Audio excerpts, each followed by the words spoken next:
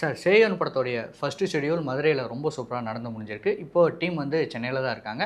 நாளைக்கு சென்னையில் 2வது ஷெட்யூல் ஸ்டார்ட் பண்ண போகிறாங்க. அதாவது சிவகார்த்திகேயன் படத்தோட அடுத்த ஷெட்யூல் அப்டேட்லாம் சூப்பராக வந்துட்டு இருக்கு சார். அடுத்த படத்தோடைய டேரக்டர் அப்டேட் தான் வரவே மாட்டேங்குது. இந்த விஷயத்தை சூப்பர் ஸ்டார் ரஜினிகாந்தை ஃபாலோ பண்ணுறாரு சிவகார்த்திகேயன் அப்படின்னு நினைக்கிறேன். சமீப காலமாக பார்த்தா ரஜினிகாந்துடைய எல்லா ப்ராஜெக்ட்டுமே 2 டேரக்டர்ஸ் இப்போ பேரலாக இருப்பாங்க ட்ராவலில். அதில் கடைசியாக ஒரு டேரக்டர் பேரை செலக்ட் பண்ணி அனௌன்ஸ் பண்ணுவாங்க. இப்போ ராஜ்கமல் நிறுவனத்துக்காக ரஜினி நடிக்கிற படத்தை கூட பார்த்தா அதுக்கான டேரக்டர்ஸ் லிஸ்ட்டு வந்து மிகப்பெரியது. அதெல்லாம் மாறி கடைசியாக தான் இப்போ ஸ்ருத் மாரிமுத்து அந்த இடத்துக்கு வந்திருக்காரு. அது மாதிரி தான் சிவகார்த்திகேயன் இப்போ 2 டேரக்டர்ஸோட பேரலாக ட்ராவல் பண்ணிகிட்ருக்காரு. இந்த 2 டேரக்டரில் ஒருத்தர் தான் நிச்சயமாக சிவகார்த்திகேயனோட அடுத்த படத்தை டைரக்ட் பண்ண போகிறாங்க. ஆனால் சிவகார்த்திகேயனுடைய தயாரிப்பாளர் யார் அப்படின்றது முடிவாயிடுச்சு அப்படின்னு தான் சொல்லணும். அடுத்து சத்யஜோதி நிறுவனத்துக்காக தான் படம் பண்ண இருக்காரு.